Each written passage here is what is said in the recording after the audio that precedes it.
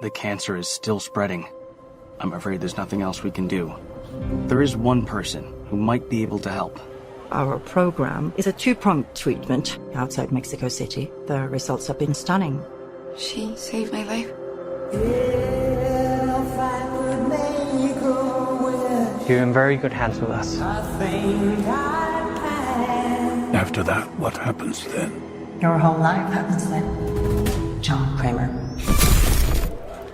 According to these scans, the tumor was never removed. How much time do I have? Months, at best. I still have a lot of work that needs to be done.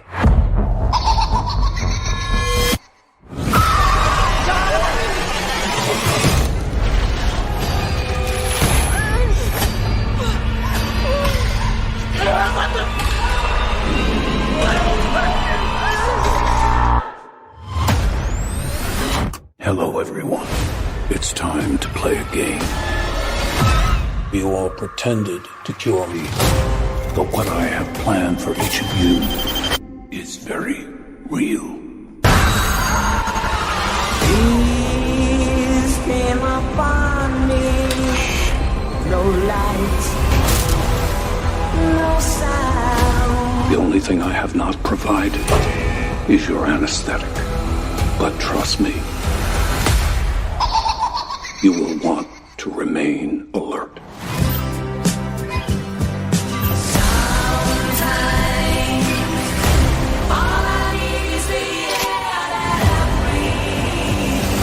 Of all the men to cheat, you picked John Cramer?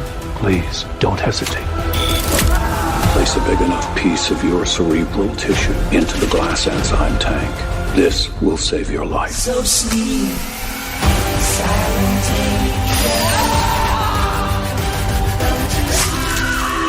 This is not retribution.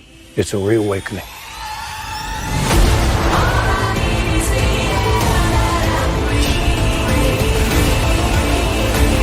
Live or die. The choice is yours.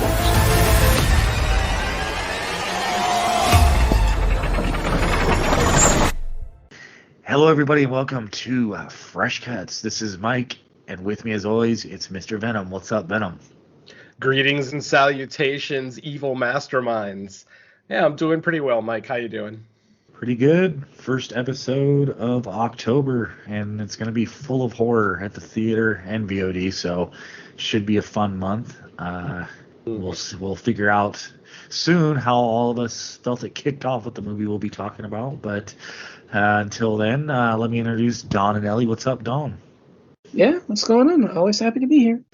Great, cool. All right, so should be no surprise. We already mentioned it, and it's the new theatrical release. We are covering Saw X or Saw 10, whichever you prefer, on this week's episode of Fresh Cuts. So I'll get right into a synopsis. A sick and desperate John travels to Mexico for a risky and experimental medical procedure in hopes of a miracle cure for his cancer, only to discover the entire operation is a scam to defraud the most vulnerable. So you might have heard that synopsis and been wondering, hey, what's going on? Well, this, even though it's a sequel, the 10th in the franchise, timeline-wise, it takes place between the first and second. So yes, we have a John Cramer / JIGSAW centered story with this one. So we'll find out, I guess, if that's a good thing after all these years, kind of going back to some John Cramer stuff. So we'll kick it off with general thoughts on Saw X. Venom, what did you think of this movie? As a big fan of the Saw franchise, I kind of wanted to curb my expectations on this one. I haven't been real happy. I didn't hate Jigsaw, which was part 8, I believe, but Spiral, which we reviewed on this show, I'm pretty sure most of us panned it. I remember hating it greatly. So obviously I wanted to curb my expectations a little bit on this one, and I watched it twice this weekend. I've seen it for the last 2 days in a row, and I am happy to report that as a Saw franchise fan, I fucking love this movie. This movie was so much fun. This movie, I feel like, is almost everything that not just a fan of the Saw franchise, but a fan of Jigsaw as a character is really looking for. I mean, John Cramer is front and center more than he's ever been. You could make the argument that maybe in Saw 3, he maybe got more screen time than this movie, because he was on the operating gurney for the majority of that film. But to actually see John Cramer both in, non-horror situations and then, of course, back to his old ways, it's just so refreshing to me. I mean, they flat out made Jigsaw the protagonist of this film, and I'm on board for that. Usually I'm not a big fan of that. I'm not a big fan, especially when it's a franchise and, the villain, if you will, has been solidly established as the villain. The most recent example would be like 3 from Hell, the Rob Zombie film. I was not a fan of what they did with the Firefly family in that third act, where they basically turned them into the heroes. But for whatever it's worth, in this movie, I absolutely loved that John is solidly the protagonist, and he is front and center throughout the majority of this film. Another really cool thing that I like that this movie did that a lot of other Saw movies haven't done is telling the story in a different order. With most Saw films, they basically open up with these people already in the traps, and then as people get dispatched, we learn more character development, backstory, things like that, until we get the final reveal of how it brings everyone together and, what John's intention was with this series of traps. Here we get a slightly different formula where we actually see the players of the game, if you will, doing their terrible things ahead of time. So when we actually get to the traps, there's so much more of a guilty pleasure sense to it. There's no question whatsoever. Oh, is this person innocent? Does this person maybe not deserve what they're getting? And maybe John's a little overboard. No, with this movie, we solidly understand that all of these people deserve their fates, whether they're able to get through their game or not. And for me, as a longtime Saw and Jigsaw fan, this was the Super Bowl of vindictiveness for me. I absolutely love this movie. This movie also has an emotional core that no other Saw movie has ever had. To see John at his weakest, to see him grasping at straws, trying to find, as he says in the movie, those magic beans that might actually cure his stage 4 brain cancer. So just to see that kind of vulnerability was so refreshing, and to see the relationship between Master and Padawan, for lack of a better term. I'm kind of in Star Wars mode lately, so forgive me for that one. But to see that relationship between Jigsaw and Amanda, that it's not just sadistic, it's not just revenge, that there's an actual emotional core there. There's a relationship. Like, it seems like Jigsaw's players who survive their game genuinely care and love this man for what he's doing and what he did for them. We've seen it in plenty of the sequels in the past where survivors of the game come back and become disciples of Jigsaw.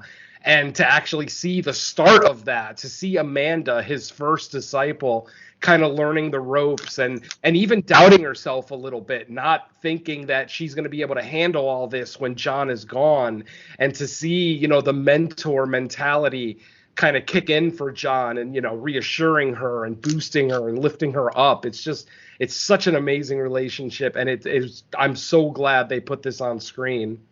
The traps are the traps. I'm not going to sit here and say that any of the traps blew me away. Yes, they're cringy. They're vomit inducing at times. Maybe a little laughable at times, but then other times, I saw people in the theater literally squirming in their chair, trying to bury themselves in their seat as deep as they could when one particular trap was happening in this one. And, then the reveal at the end of this one isn't obviously it's not going to be as monumental as what we saw in the first movie or even some of the other sequels.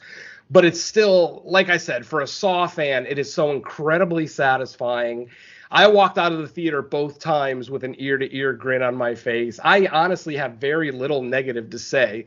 The first act is a little slow, admittedly, and there is one trap in the movie that's kind of a daydream, if you will, like not a trap that actually occurs. So some people might think that's a little bit of a cop-out, especially because of the placement of that trap in the movie. But I'm okay with it because it's always good to see what's going on in Jigsaw's mind. And, that's how his mind works. He visualizes traps ahead of time to make sure, that he's got all contingencies planned out for, and that, people aren't going to escape, without passing their test, blah, blah, blah. So, like I said, I didn't think the first act was too slow. I know some people are going to think that. I'm not going to argue with those people. Obviously, some folks just don't like character development. Here, I think it's vital to really find out what these people at the clinic are doing and what their individual roles in this whole operation is. I felt was just so much more satisfying when we actually get to see them in the traps, rather than questioning, should they be there or not. So, before I start repeating myself, I'm just going to cut myself off here and say that this, in my opinion, and this is a hardcore Saw fan talking, this is a top 3 entry in this franchise to me. It is 100% top 3. It may be a little bit of a bold statement, especially after only seeing it a couple of times, but the satisfaction that this movie gave me, the absolute ear-to-ear grin that it left me with, that can't be denied. So, yeah. I absolutely love this film, and if you're even a fringe fan of the Saw franchise, I would highly recommend checking this one out in the biggest screen you can find. I saw this on one of those smaller IMAX films, like not quite IMAX, Limax as some people call it, but I still had an absolute blast. The movie looks great. It doesn't look nearly as pretty as Spiral did, but I'm okay with that. I'm glad that they went back to the kind of grittier filmmaking that made the first entries in this franchise so great. So, yeah. I have very few complaints about this one. I got a funny feeling we're going to be talking about this one, or at the very least, I'm going to be talking about this one at the end of the year during our top 10 show. But for now, I'll leave it at that. All right, let's kick it over to Dawn. What are your general thoughts on Saw X?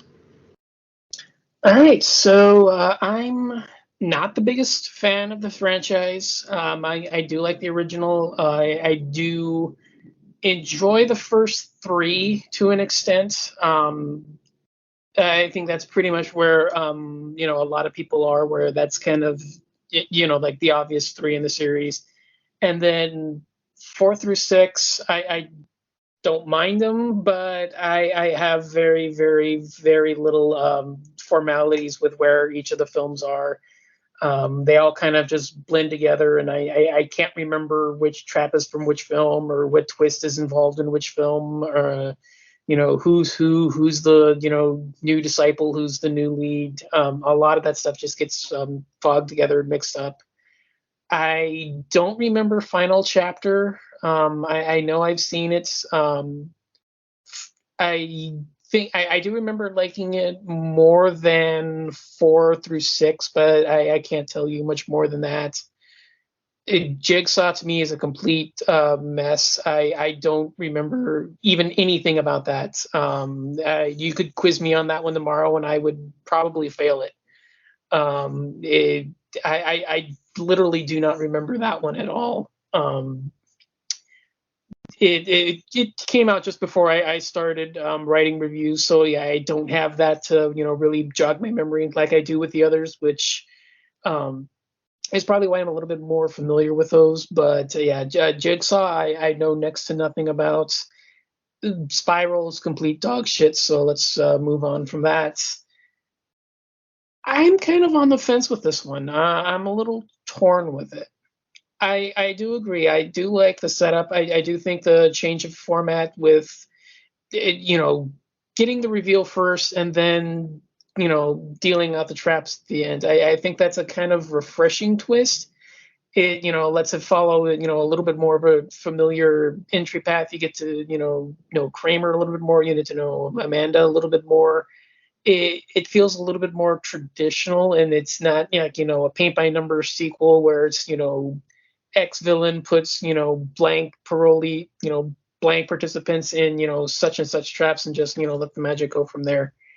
I like it, but for me, I actually miss the guessing. I do miss how everybody came together. I do miss what everybody would bring to the table with the reveals, the clues, all of that propelling the movie forward, where that to me was more interesting than what happened in the traps, because I can't remember the traps. The traps all blend together. They don't really mean much to me. I really can't remember, like I said with JIGSAW, I really can't remember each of the traps from the films individually. They all kind of blur together. So I don't really care for that aspect of it. I've always really cared more about the revelations, the reveals, who's in charge, who's the mastermind, who's pulling the strings. And knowing what we do here from the very beginning, where, it's obvious John and Amanda are doing it, to me, it takes away a lot of the suspense and the fun. And I know that Venom doesn't feel that way, but for me, it takes away the fun. And I really enjoy going on that part of the ride in the sequels. That's one of the reasons why I really enjoyed them, even if they kind of blend together. The whole ride that they go on with that approach, for me, made them a lot more fun. And then the other thing for me, and this is just a franchise, nitpick. I don't know, how you guys feel about it. I really need to see more about why that they're disciples of him, because I really don't understand how he's able to hold these influence over these people. You're still killing people. You're technically, not doing it yourself. The letter of the law states that you're not doing it yourself. You're putting them into contraptions, and you're still forcing them to make actions that will alter their lives positively or negatively. I still don't understand how that makes people want to follow him and his advice. Like, for one thing, he's dead after what? He dies at the end of 3, right? Yes. Okay, yeah, because I couldn't remember if I couldn't remember if he died at the end of 3 or if that was the beginning of 4. Okay. Because I know that 3 and 4 are kind of sequential with that's like the thing, but I couldn't remember for sure. So he's dead at the end of 3, and there's still 5 or 6 more after that. So his influence is not there anymore. He's not directly speaking to people. He doesn't have, the one-on-one coaching that he did with Amanda, or I believe Hoffman was still around. He doesn't have that anymore in the franchise. So I don't see how he's able to keep gathering new disciples and new people following him. That, to me, that just never really made any sense. And here it kind of comes out in spades where, you're still seeing the mentoring scenes where they're going through the traps. To me, I think that should have been something that we saw more of in the course of the franchise. And it sticks out to me here because that's something that it actually made me more aware of it than at any other point in the franchise. That's kind of the reason why I'm bringing it up, is the mentorship that we see here is something that I wish we would have seen throughout the franchise. And it just highlights to me how he never really had that kind of a relationship with anyone else other than Amanda. So it's one of those where, this is not really necessarily a aspect of the film that brings it down. It's just something that it just kind of, sticks out to me in the franchise. Is it highlights an aspect that I've never really known about, but it finally put it into words for me and it allowed me to say it. So, it's something that I'm just bringing up right here, is that the mentor-mentee relationship was never really established until this point. And for me, it made me realize that was something that should have been included in some of the other sequels. So I don't know if that's something that I can, retroactively apply to the films now or not, but it's still something that for me, it just brought up just over the course of the film. But I really don't have much else to add. Deserving people get stuck in, gruesome looking traps that twist and, pull them to pieces, or, all the other, gruesome stuff that I'm pretty sure we'll learn about in the spoiler section that I'm not going to cover in detail here.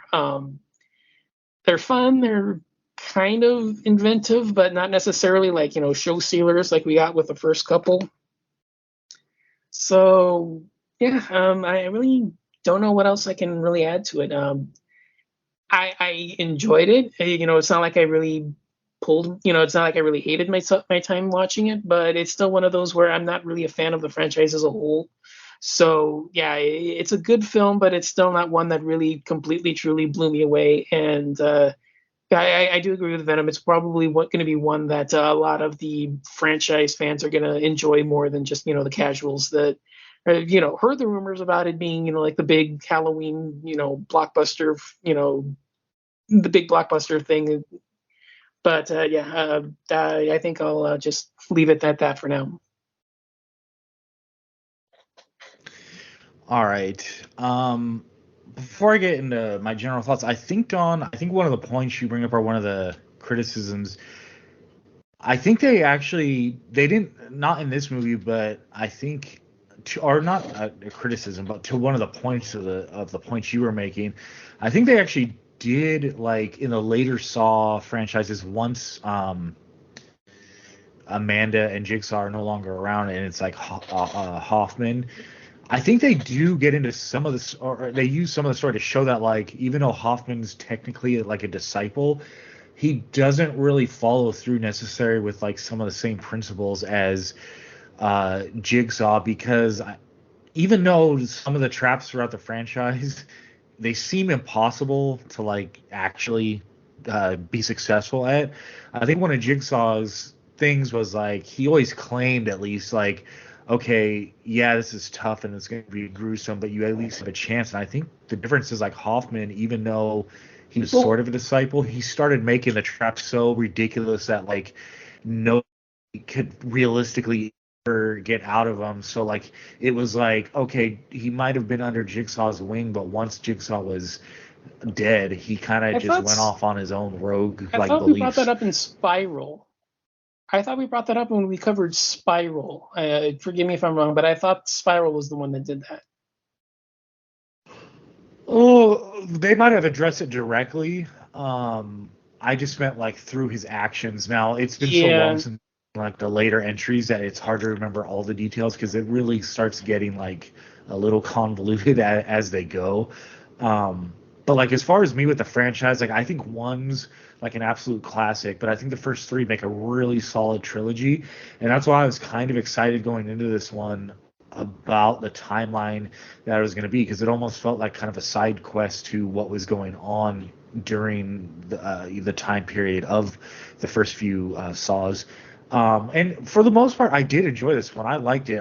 For me personally, it doesn't reach the heights of the first three, but I would still probably put it like right behind those first three if I was ranking everything. Now, with that said, some people went and like watched a marathon of them before. I didn't do that because once I knew the timeline of this and it wasn't like a timeline sequel, I just was like, well, I don't need to watch like 6, 7 Jigsaw. Like it just wasn't necessary.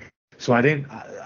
The entire franchise isn't fresh in my head, but I've seen 1 through 3 enough times to know that like those are like my ones I put on a pedestal. And this one is not quite as high, but it's still probably better than most of the rest of the franchise to me. For the most part, I like the story. I like the fact that the focus was back on John Cramer / Jigsaw. I like that we got more mentoring stuff with Amanda. I like the traps. They kind of went back to a little more simplistic, at least initially, because my one, if I have one criticism of this one, it's that when we kind of get the setup for the finale, that whole scenario, it kind of has the pitfall of like what the later, what we ran into sometimes in the later franchises, where it's like, okay, this is so over the top that like you really had to count on a lot of things going right for this to happen. Now, I'm willing to look at generally speaking, because I still found the movie enjoyable, but that's probably what keeps it from reaching the level of those first 3 in the franchise, because I thought those were a little more grounded, although 3 is kind of, I think, where the start of the over the top traps get. But I would overall, say 2, the one in the house. I mean, because 2 is a know, gore fest. 2 is like the gore fest of the franchise. It's got the biggest body count. It's really, I always felt 4 was the bloodbath. Oh God, 4 is my least favorite. It's the one I've watched the least. So you might be right. The gore aside, though, would you say the traps themselves get like more bombastic as the franchise goes? Because like 2, I remember some of them, like the hands inside or Amanda gets thrown in the needle pit. I remember that one. There's the hands of the burglar guy in the glass case that was a girl. And there's the girl gas in the glass case. Okay, yeah. There's the house getting gassed. But man, now I lost my train of thought because there's so many damn Saw movies to think about. Oh yeah, and another thing, it's not really a spoiler, but anyone that goes to see it in the theater, make sure to stick around for a mid-credit scene. Won't say what it is, but just it's worth it just for how it ties into some of the franchise. But what else can I say? Because I think between the both of you, I'm kind of like right there with you guys. I like the purpose. I like that Cramer's kind of like challenged too on his philosophy in this, and it's not 100% clean what he's doing. Like it's like you understand. I like when he's not just giving a ringing endorsement for everything he does, because philosophically it's like, yeah, these people probably do deserve some type of punishment for what they're doing, but is it this, and does John Cramer even deserve to be like the judge and jury? So I like when they go back and forth on that. And that's something I think the later entries in the franchise lost, because Jigsaw's gone technically after the third in the entry, so you don't get a lot of that back and forth, or just his philosophy being challenged. And man, I read that Tobin Bell's 80, man. What a performance, because it can't be easy for him at that age to like even do the role. And like by the end of one of the traps later in the movie, his look and everything is just like, wow, it shows he probably has a passion for it. Like, I know the cynical person would be like, hey, it's just a paycheck going back to the well, but I always feel I kind of feel like John Cramer, or excuse me, Tobin Bell to the Saw franchises is like Brad Dourif to Child's Play. It's like he never feels like he's phoning in when he does these movies.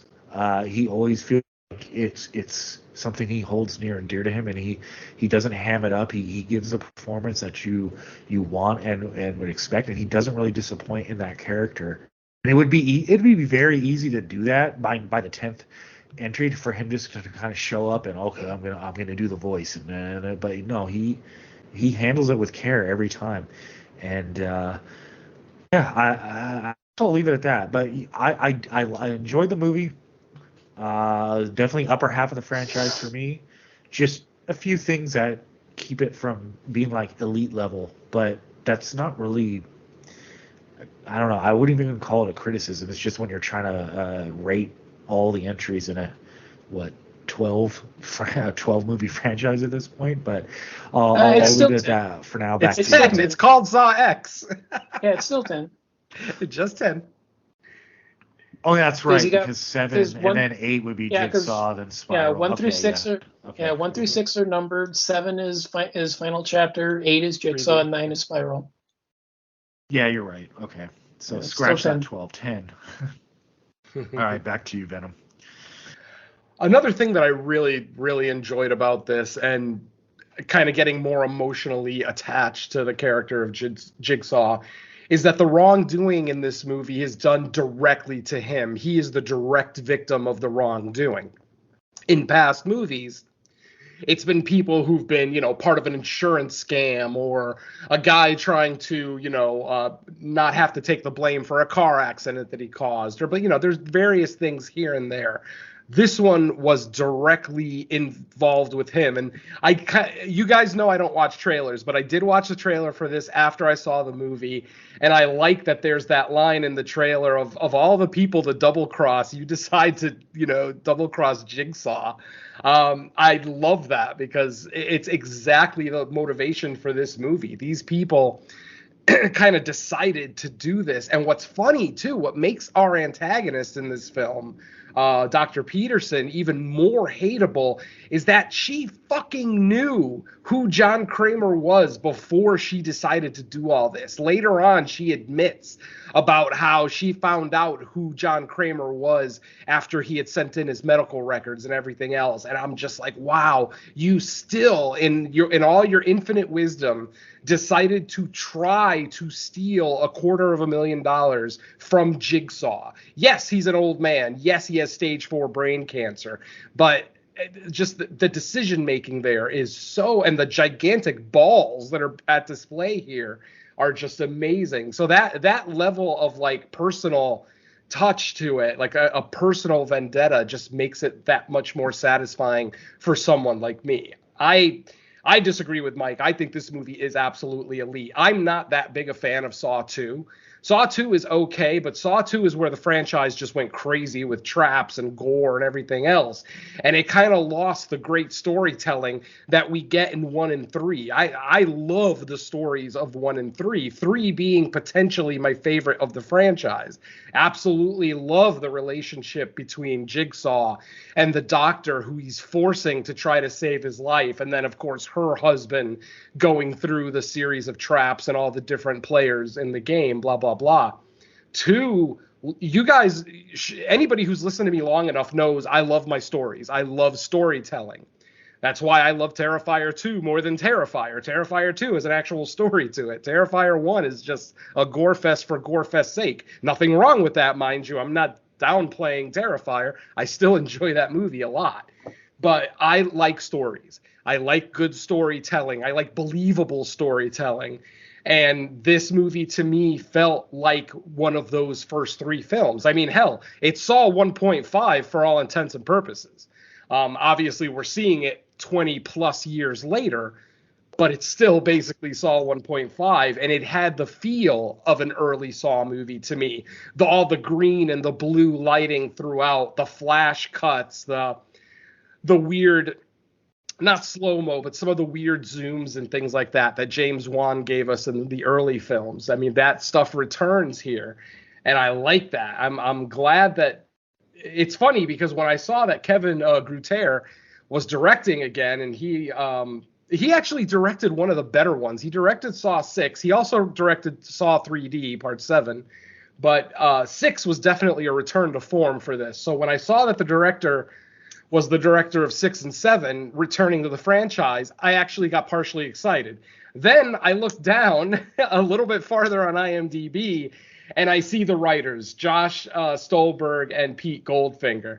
And guess which entries they wrote? They wrote Jigsaw and Spiral, the 2 of probably our least favorite. As much as I hate Spiral, Part 4, easily my least favorite Saw movie, but that's a conversation for another day. But so I had like equal parts excitement and then kind of worrying about it because, a director that I agree with, but maybe with writers that I don't agree with so much. But ultimately, I think they came together and gave us a great entry into the franchise. Like I said, it's just guilty pleasure left and right. For me personally, just watching these people that have ripped off, 34 different cancer patients and collected over $8 million over an 8-year span. Yeah, fuck that. They deserve death. Mike made the statement that there's maybe a moral ambiguity there, that maybe they don't deserve what they're getting. And maybe he was speaking about previous chapters. In this film, fuck all 5 of the people that get in traps in this one. I'm serious. Fuck you. All the families with broken hearts, with missing family members. Nah. Fuck that. This movie was such a guilty pleasure for me. I was smiling. I had a fucking Cheshire cat smile on my face every time one of the traps went off. And I wanted more. I was almost upset that there wasn't that much because with some chapters, like 2, for example, it's a high body count. 4 or 6, I forget which, also had a high body count. But now this one has a low body count ultimately, but the people that are being dispatched, they're being dispatched in such satisfying ways and for nefarious acts that definitely, at least in my opinion, warrant death. Because if Jigsaw didn't come along, these people are just going to continue to do this. They're going to continue to give cancer patients false hope. They're going to continue to take money from these people, not just from the patient itself, but from their family. This is money that the family is going to need after their family member passes away from cancer. And now that money is gone to this dumb bitch in Norway. Excuse me. So yeah, for me, this is like, for this franchise, this is the pinnacle of just pettiness and vindictiveness, and I fucking love it. Anybody who knows me knows I love this kind of stuff, and I'm endlessly happy with this film. I may see it again in theaters because I don't know if I can wait for a streaming release to see it again, because like I said, I've seen it twice in a row, 2 days in a row now. Absolutely fucking love it. And I know I'm probably going to be on the higher end between the three of us here, but, you know, ultimately, what can I say? That's just how it's going to be. I mean, what else can we talk about that's not spoiler talk? Amanda, did anybody think that maybe they should have tried to de-age Shawnee Smith a little bit? Like, I just saw the first 3 Saw movies, and she looks endlessly younger in Saw 2. Giving her a better wig, too. Oh, God, the hair. Holy shit. I apologize to Courtney Cox for all these years talking about her hairdo in Scream 3.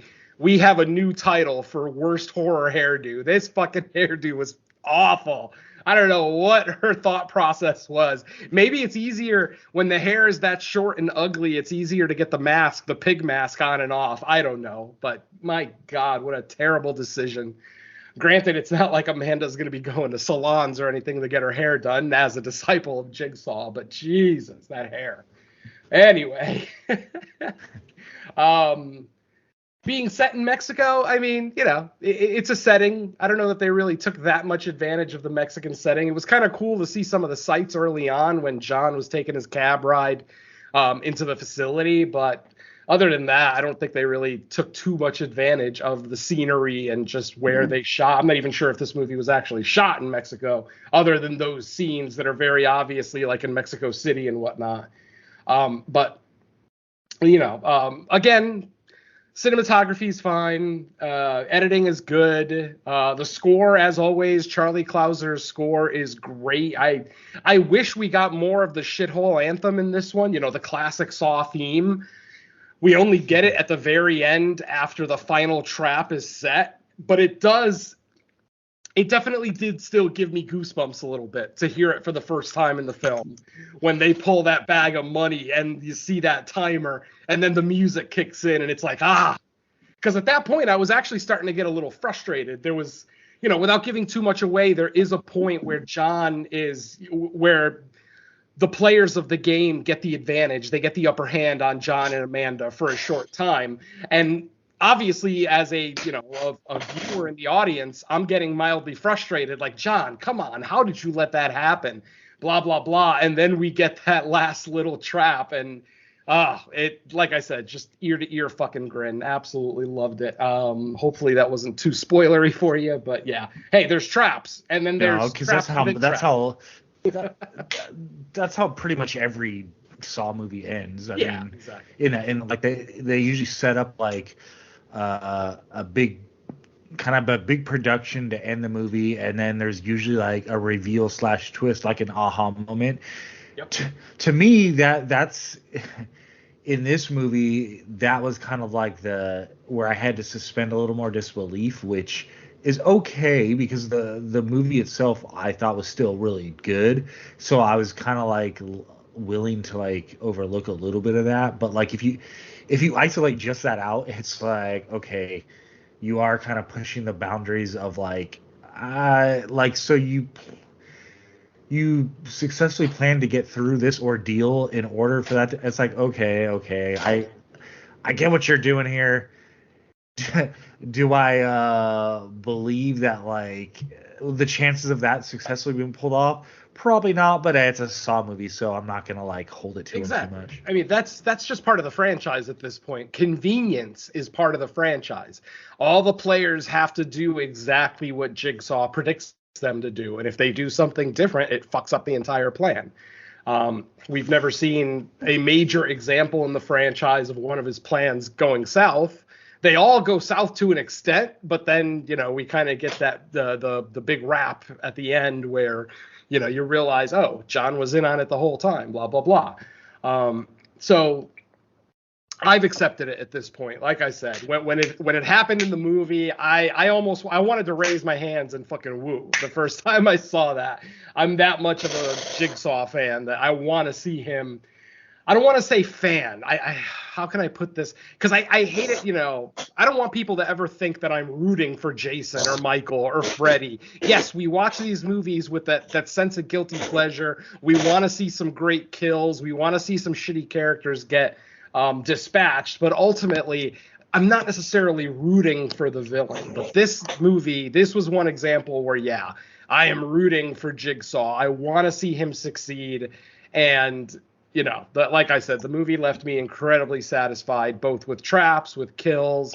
Yeah, maybe not the most satisfying traps, but the fact that there's less of them in the movie is going to make it easier to remember. Like, I'm the same way with Don. I can only remember 2 of the traps from Jigsaw. One of them, because it's like one of my favorite traps ever, the laser collar. I fucking love the laser collar. But ultimately, Don is right. When they just bombard you with traps and death and everything else, it's kind of hard to keep track. With this movie, we really only get, 1, 2, 3, 4, at the most 5 traps. I guess in one surprise one at the end. I feel like that's a much tighter package. It makes it that much easier to consume, that much easier to remember. I'm definitely, I'm going to be jazzed about this movie for a while. Like I said, just because of the way you feel about the characters that are in the traps, the fact that it's more, it's still cringy, but in the most satisfying way, again, because of who the people in the traps are. So, I mean, what can I say? Bravo, Tobin Bell. I'm so happy he was able to be in this. And even at 80 years old, I mean, ultimately, he's playing a cancer patient. So if he looks slow, if he looks like his hands are shaking, it all fits the character. So it's all done really, really well. To look at Tobin Bell in this movie, you don't think we're probably going to see him in another Saw film. I mean, he just, he's a lot slower. The voice will always be the voice. Ultimately, he has voice work for the rest of his life. That's never going to be an issue. But I'm sure, long filming days have to take a toll on an 80-year-old body, regardless of what shape you're in. And, he actually does have his shirt off in one scene. And for an 80-year-old, he's not in terrible shape. I mean, honestly, I was kind of surprised. I tend not to think too much about the age of actors when I'm watching them in a movie, but yeah, thinking about the fact that he's 80 and, seeing him in that scene with his top off in front of the mirror, it's like, well, that's not bad. Shit, I hope I look that good when I'm 80. I don't look that good now, so I should shut up. But anyway, yeah, anything else we want to talk about before we get into the walkthrough? I can't think of much. Yeah, I think I'm okay. I would be curious, though, like, where the franchise would go from here if they make more entries, because like the way the franchise wrapped up, if we don't count like Spiral, like Dr. Gordon, I don't know if what's his name, Carrie Elwes. I don't know if he'd even be interested in like coming back, even though technically he got the keys to the Jigsaw Kingdom at the very end. Yeah. So like I don't know if like the only way to go forward with the franchise is to keep doing, and Tobin Bell, like I said, the dude's 80, so he might be willing to keep coming back, but the circle of life might prevent that eventually. So I'm kind of curious, like, the only way I could, because I don't know go ahead, Don. No, I was just gonna say every time I think there's a swan song for the franchise, and then they come out with a new one, so I'm like, I wonder what they would cook up next. My thing was that I think the only way to do it is to do what Spiral did, but just not do it as shitty, where it's copycats, and then just work it until you find someone that clicks, and then just keep going from there. I would love to see something with all the living disciples getting together. I mean, Hoffman's still around, the Doctor's still around, any other survivors who might still be around. Let's get them together. Let's make it. I wouldn't. I don't know. This might be a little bit over the top, but the franchise is already fairly over the top. But actually, make it like a secret society. Like bring them all together, and and just have them get together and just decide. Okay, this is the group that we're going after now, or this is the next group we're going after. Blah blah blah. Maybe have a different mastermind, if you will, for some of the future chapters. I mean, there are stories there to be told. And like Don said, Spiral in concept wasn't bad. It was just terrible in execution. The story was terrible. Some of the performances were terrible. It's just all around not a very good film, whereas this one is an absolute return. Mm-hmm. Yeah, that's a good point about Spiral. I think like a police procedural based around a copycat, it's not the worst idea. It's just Spiral. Yeah, just not do it as shitty. Do it very well. Yeah, exactly. Yeah, I mean, man. And it's the same writers that did this, too. I mean, the only thing I can figure is that they just got better at writing. Yeah. And like I'm saying, you can even mix the two and just, have copycats until one hits, and then, at the end, you invite them into the society. Yeah, or the next survivor, whatever the case may be. If they kill the copycat at the end of the film, whatever player that survives, blah, blah, blah. Mm-hmm. There are a lot of movies potentially here. Now, obviously, the amount of quality movies might be minimum, but there are definitely a lot of stories that can be told here. All right, folks, so that is going to be your final spoiler warning. If you have not seen Saw X or Saw 10, and you're still interested in going to see it, go ahead and pause the podcast, go ahead and check it out, and join us here after that. Otherwise, if you already have seen it or have no interest in seeing it, then go ahead and stick around as I go through the walkthrough for Saw X. Our movie opens up with John Cramer getting an MRI treatment. He obviously looks, a lot older than the last time we saw him. He looks thinner, weaker, obviously, a more ragged old man, if you will. He is told that he has 3 months left to live. And he gets into a little bit of an argument with his doctor because his doctor tells him to retire. Another thing that I meant to mention is I love some of the double entendre speak in this movie. I'll get into more of that, what I mean. Like, there's a point where Jigsaw tells Dr. Peterson, I help people make decisions in their life that put them back on track, and obviously every Jigsaw fan in the theater is going to be smiling at that because ultimately, that's one of those double entendres that we all love. But anyway, back to the film. While he's at the hospital, he witnesses a orderly start to make the decision to steal some stuff from a patient that's in a coma. There's a patient, he's in a coma. He's obviously been in like some major accident. He has multiple broken bones. His whole body is basically in traction. And we see the guy kind of, grab at the guy's watch, his wedding ring, and he starts to pull money out of his wallet. At that exact moment, John happens to stand up from a water fountain that he was taking a drink from. He sees the guy, start to steal the stuff, and we see him then close his eyes, and suddenly the orderly is in a trap. And the trap in question is the trap that's on the movie poster, the eye sucker, or the eye vacuum, as some people are calling it. Basically, we see the orderly connected to it. He's tied up to a chair. He has some metal wires connected to all 5 fingers on his right hand. And on his left hand, there is a dial that goes from 1 to 5.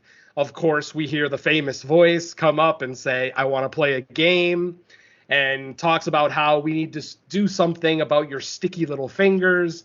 And he basically tells them that you have 3 minutes to turn that dial all the way from 1 to 5. He doesn't tell him what's going to happen, which I kind of like. Sometimes Jigsaw will actually tell the person what's going to happen. This one, it's kind of a surprise. Obviously, I gave it away by calling it the eye vacuum, but there you go. So the guy turns the knob to number 1, and the cord connected to his pinky pulls his pinky back until it's broken. You hear the bone snap. And then the guy realizes that there's the 5 positions on the dial is 1 for each of his 5 fingers. So basically, he has to break all 5 of his fingers on his right hand before the 3-minute timer expires, or that vacuum is going to turn on. He makes it to 2. He makes it to 3. He tries to get to 4. I think he does actually get to 4, but after 5, he just kind of gives up. Sorry, had a little cough there. Excuse me. And as the timer expires and the guy doesn't make it to the 5th position on the dial, we see the shop vac that's connected to the hoses turn on. First, his left eye gets sucked out and sucked down into the shop vac, and then his right eye gets sucked out and sucked down into the shop vac. And then just as the guy is screaming in pain with both of his eyes missing, we are transported back to the hospital where Jigsaw is still standing at the window watching this guy, the orderly, rob from this guy. I've heard some people complain about this one because it's kind of a fake out moment. It's not a real trap, but I kind of like it because, like I said earlier, I like to see how Jigsaw's mind works. Before he even decides that he's going to do anything to this guy, he's already thinking about the right trap. What's the right, retribution for this guy, blah, blah, blah. Anyway, after we come back from the kind of, hallucination or daydream, if you will, the orderly notices John standing at the door. And then he makes the decision. He puts the wallet, the watch, and the wedding ring back in the drawer and goes to leave the room. John stops him as he's leaving and says, "Good choice," and lets him pass. So, like I said, I can see how some people would get upset with that, but for me, it worked. So I'm very okay with it. All right, so after that, we see John at a cancer support group where obviously there are other people there with various stages of cancer, all talking about their difficulties and the things, their feelings, their emotions. We are introduced to a guy named Henry. What was his last name? I forget. But anyway, we're introduced to a guy named Henry. Henry Kessler. There it is. Henry Kessler. A black gentleman, older, middle-aged, probably like my age, late 40s, early 50s. And he has stage 4 pancreatic cancer. He gives us, a sob story about not feeling like himself, but then he says, I'm not going to give up. I'm going to fight this till the end, blah, blah, blah. Fast forward to a few months later, and John Cramer is at a coffee shop, just, having a drink. Kind of, you can see him drawing in his notebook, almost like he's making future plans or future traps, if you will. And he sees Henry Kessler again, but this time Henry Kessler is the picture of good health. Like, he's not pale like he was at that meeting. And, they see each other, they hug, because they were in the same support group. And John, of course, asks Henry, "What happened? How are you healthy now?" Henry lets him know about this thing called the Peterson Project, which is a doctor in Norway who uses a chemical cocktail combined with surgery to reverse the effects of cancer and to reverse cancer cells to healthy cells. It's obviously not approved in the States. It's not approved by any country, actually. It's incredibly illegal. But obviously, Henry convinces John that, this treatment worked. At one point, he actually lifts up his shirt and shows him this gnarly-ass surgery scar that he has running from about halfway down his chest all the way down to his waist, where they cut his pancreatic cancer out.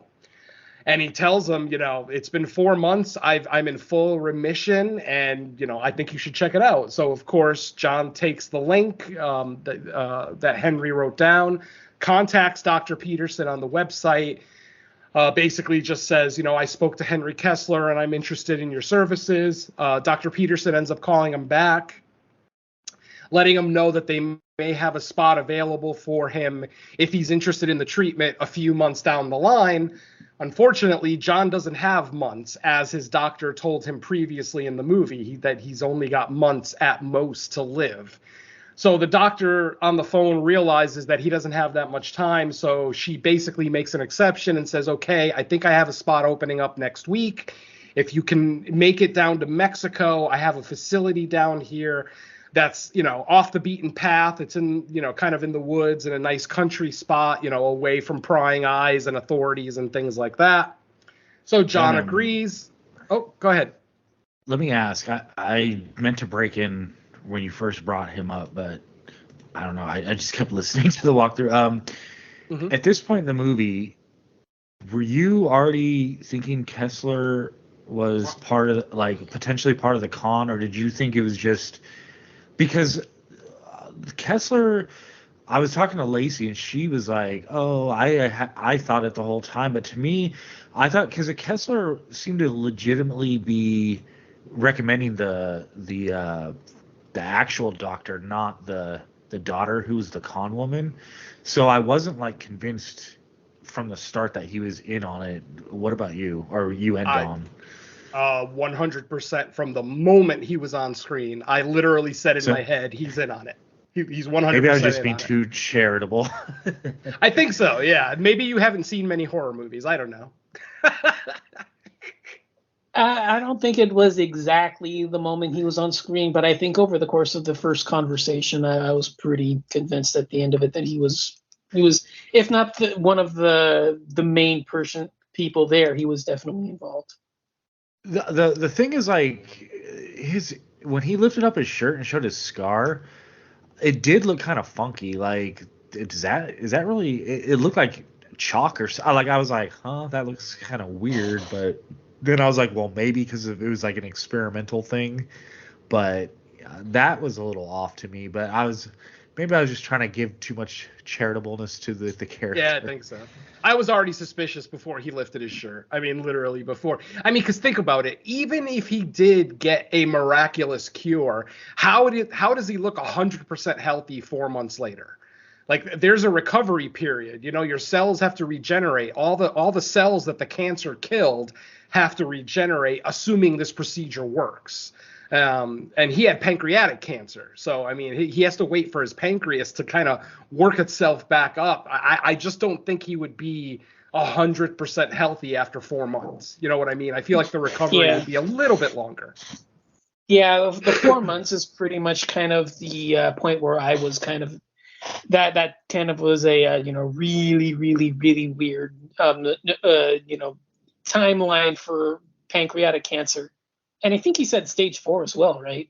Yeah, he did. Stage 4 pancreatic. Yeah, stage 4 pancreatic cancer. Yeah, 4 months for full recovery. Yeah, that's kind of, Exactly. Yeah, that's not exactly, very, very, very rare. Exactly.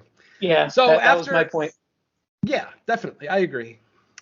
So after this meeting, John, of course, goes online and does his research.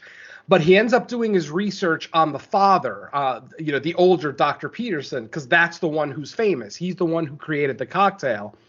So all of John's research shows that, the elder Dr. Peterson is legit, that he's actually done his research, that he's actually helped people. But when he's contacted by the Peterson Project the next day, he's contacted by the doctor's daughter. And she, during the conversation, talks about how, my father's in hiding because, big pharmaceutical companies are trying to stop him any way they can, because if he cures cancer his way, that, kills a shitload of profit for the big pharmacy. There's more money in treating a disease than in curing it. That's kind of a common statement in the medical field, and big pharma kind of lives on that kind of shit. So, like I said, the daughter contacts John, tells her, my father's in hiding, but I have taken over, the family facility, and I'm using my father's techniques and theories to help people, and, I've been just as successful as my father. John is convinced, and within a couple of days, he's on a plane to Mexico. We see him land in Mexico. He's met by a driver named Diego, who basically, I guess, is meant to take him to the facility. Unfortunately, on the way to the facility, a van kind of gets in their way, blocks the road. They're on a dirt road at this point, driving to the facility, a one-lane dirt road. And this van comes out of nowhere, blocks the path. We see paramilitary guys coming out. They've got all black on. They've got high caliber assault weapons, blah, blah, blah. Like 3 or 4 of them come out. They've got masks on, the full ski masks, and they basically, it almost looks like a kidnapping. And obviously, Mexico kind of has that reputation. Mexico and Brazil have that reputation of Americans not being ultra safe in those countries. So obviously it seems like John is being kidnapped, but that's not the case. These guys basically, they come and they take John out of the taxi cab. They put him in the van, and then they just drive him to the facility. They basically just did it so that John wouldn't know where the facility is. Of course, maybe those guys didn't realize that they were dealing with JIGSAW, but we'll get to that in a little bit. So John gets to the facility. The first person that he meets is named Gabriella. She's basically like one of the nurses there, who takes care of the patients after, post-surgery and before surgery when they're in their room. Young, pretty Mexican girl, nothing ultra suspicious about her. She takes John to his room. Then John meets Dr. Peterson, and Dr. Peterson is like gung-ho, ready to go. Like, she wants to start the procedure right away. So she brings John around to meet the rest of the medical staff. We meet Mateo, the anesthesiologist. We meet Valentina, who's like the surgical nurse, like the nurse, the assistant to the surgeon. And I think that's everyone that we meet. Yeah. And later on, we'll also meet a character, the surgeon named Dr. Cortez, which I thought was kind of cool. I mean, hey, anytime I hear my last name in a movie, it makes me smile. So, unfortunately, maybe not so much attached to this character, but oh well. So, John is introduced to everyone. And then while he's in the facility, he meets Parker Sears. And Parker is a patient there who has thyroid cancer, stage 4 thyroid cancer. And it's terminal, but he has just gone through the procedure. We see that he has like a bandage on his neck where they cut out the thyroid cancer, and he's basically on his way to being like released from the facility. He's cancer free. His blood work looks good. He introduces himself as John, lets John know, these people really know what they're doing. They're helping us out, blah, blah, blah. And I wish you all the luck in the world, with your, brain surgery, blah, blah, blah. Parker leaves, and John is prepared for surgery by Valentina. She takes blood samples, blah, blah, blah. Eventually, John gets his surgery. I say eventually, but it's like literally the next scene. John gets his surgery. It's one of those awake cranial surgeries where the patient has to be awake so that they can make sure that they're not tinkering with the wrong part of the brain. So after they cut John's head open, but we don't see it, which already should be a red flag to any horror movie fan, because in Saw 3 we saw them cut into John's head. Like, this is something we've already seen before, so why would they withhold that from us now? So we see the doctor cutting into his head, and we see a video which we assume to be a monitor recording the action that's happening currently. It looks like they're tinkering in someone's head. They ask John to perform a couple of tasks like wiggle your fingers or open your eyes, things like that. Eventually, they put John back to sleep. And then he wakes up in a different facility. He's not in the same facility that he went to when he was first brought there. He's in a different facility a couple of miles away, and it is post-surgery, and Dr. Peterson is there to meet him when he wakes up, and she shows him his blood work, and John is smart enough to look at his own blood work and know what it all means, and he realizes that he's cancer-free. There's no cancer in my blood. And the doctor says, yeah, the surgery was a success. We were able to get it all out. It looks like you're going to make a full recovery and you'll be in full remission soon enough. She gives him some instructions to take these vials of liquid that are basically like a combination of painkillers and antibiotics and things like that. She gives him a 7-day prescription of those and says that after the 7 days, you should be healthy enough to travel back to the States and, pretty much carry on with your life. So now it's a couple of days later. It's the day that John is scheduled to leave Mexico. And he decides that he wants to do a favor for Gabriella, because Gabriella, his nurse, was so kind to him while he was there.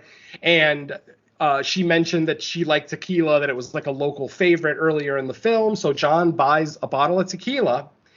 And then we actually see a scene of him figuring out where the facility is based on just like the position of the sun, the position of the cross up on the hill. We see him doing like trigonometry and triangulation, shit like that. And he's able to figure out where the facility is based on what he remembers from his ride there. He ends up taking a cab to the facility, but this time when he gets to the facility, no one is there. Gabriella's not there. All the pictures that are on the wall that Gabriella said were family photos of hers are all on the ground smashed. It looks like somebody ransacked the place. John eventually goes back down to the basement where the operating room was, and he sees that everything's been destroyed and there's no one around. So he ends up finding a computer monitor that's still turned on. So he flips the computer monitor over, and he sees that it's like the DVD menu of a neurosurgery DVD, like an instructional DVD. Excuse me. He hits play, and the footage that's playing on the screen is exactly what he saw when he was getting his surgery. It's what was playing on the screen. And obviously throughout this whole thing, he's getting flashbacks of different conversations that he had, and basically the pieces are coming together. Finally, he just decides, fuck it, I'm going to take my bandage off my head, because he still had the same bandage on his head the whole time. He pulls the bandage off, looks in the mirror, no scar, no nothing. They didn't even shave his head. Literally, they did nothing. And this is when John, of course, basically starts to lose it. You see his eyes kind of flashing back and forth, and he's, putting his face in his palm, and basically, the gears are turning. He's starting to kind of formulate his plan. After that, we see him kind of make a phone call to a detective friend of his. Who might that be? Basically saying that he's looking for a fellow cancer patient, and, to call him when he finds the person. And that's the end of that conversation. So, out of context, it's very cryptic, but I think hardcore fans know who he's talking to. And so after that, it's that evening, and we see we see Diego, the taxi cab driver, the guy who picked up John Cramer at the airport and brought him to the point where they got the fake kidnapping. Basically, he uses chloroform on him, knocks him out, takes him to a spot. And then when he wakes up, he's basically tied to a pole in a warehouse, actually the same warehouse, the facility where the surgery took place, the supposed surgery took place. And the guy's got pipe bombs strapped to his arms, and they're strapped in so tight that the wires are literally cutting into his flesh. And his hands are completely covered with duct tape, except for 2 scalpels sticking out of each hand. So he's basically, got these clubbed hands, but with scalpels sticking out. And of course, John goes into Jigsaw mode. It says, I want to play a game. Tells him that he has 3 minutes to get the pipe bombs off his arms, and that the scalpels that are connected to his arms will not cut through the metal wires that are, basically holding the thing onto his arm, that he has to cut through his flesh to get it off. Diego starts cutting. He's got a 3-minute time limit. 3 minutes seems to be the common time limit for the traps in this movie. He's able to get the first one off in like a minute and a half, almost 2 minutes. And then he goes, and then with his left arm already torn up because he's already ripped a goddamn pipe bomb off of it, he has to use that messed up hand to then cut the other bomb off his hand. Eventually, his left arm just kind of gives out because of all the damage it took to get the first pipe bomb off. So he literally just bites the pipe bomb, the second bomb, which is on his right arm. He takes it off with his teeth. He bites it off, tears a giant piece of flesh off his arm, throws the bomb to the ground, kicks it off literally with like 2 seconds. He gets it off his arm, kicks it off to the other side of the room, and then the bomb goes off, showing that, yeah, these were real pipe bombs and they were going to fuck you up if you left them on there. John gives a knowing nod, almost like he's happy that Diego passed his test. He goes down there. He goes down to where Diego is with a first aid kit and tells Diego, don't worry, you're going to survive this. You've passed your test. At this point, we start seeing other members of the surgery team start getting taken, basically kidnapped by someone in a very familiar mask. Our old pig face mask is back. First, we see Mateo, who is working at a veterinary hospital at the time, and we see him basically stealing drugs. After all the nurses leave for the night, we see Mateo stealing drugs from the cabinet. And then we see Gabriella come in, but she's not the cute little nurse that we saw at the hospital. Now she's dressed all sexy. She obviously looks like she's on drugs of some kind. Her eyes are sunken in. She's sweating. And she's there to buy more drugs from Mateo. Mateo basically tells her, you're going to need to find a new drug dealer because I'm not going to do this anymore. Gabriella gives him the money, takes her drugs, and leaves. And just as Mateo is, and during this whole time, dogs are barking from the kennels in the back, like any vet hospital. And, Mrs. Venom works at a veterinary hospital, so I know the sound of dogs barking all night. Excuse me for a sec. Ooh, another cough attack. Sorry, folks. Okay, so as Mateo is wondering what made all these dogs suddenly out of nowhere stop barking, he suddenly starts walking towards the kennels, but then from behind comes our familiar person in the pig mask with a cattle prod. And the person basically prods Mateo until he's out cold. And basically that's the end of that scene. Mateo falls unconscious to the floor, and that's the end of that. After that, we see Gabriella at a club, and she's in the bathroom of the club, basically about to take a couple of the pills that she just bought from Mateo. The bathroom ends up being a little bit too crowded for her to want to take her pills in front of people, so she jumps into a stall and starts to she takes her pills. I'm not sure what drugs it is, if it's ketamine or whatever. If they got it from a vet hospital, I'm guessing it's ketamine. But right after she takes her pills, someone walks into the bathroom with very heavy footsteps, wearing big boots. We see a pair of feet underneath the stall walk up to where Gabriella is and then suddenly disappear. Eventually, Gabriella does come out of the stall, but as soon as she comes out, there's our pig-faced friend knocking her out, grabbing her mace, macing her in the face, and just knocking her out. And that's the end of that scene. Excuse me. I apologize to anybody listening on headphones because I'm probably killing your ears with all my coughing, so I do apologize. Okay, anyway, we see Valentina. Valentina is at the same club that Gabriella is at, but they're not together. She's just at another part of the club, and a guy is kind of hitting on her.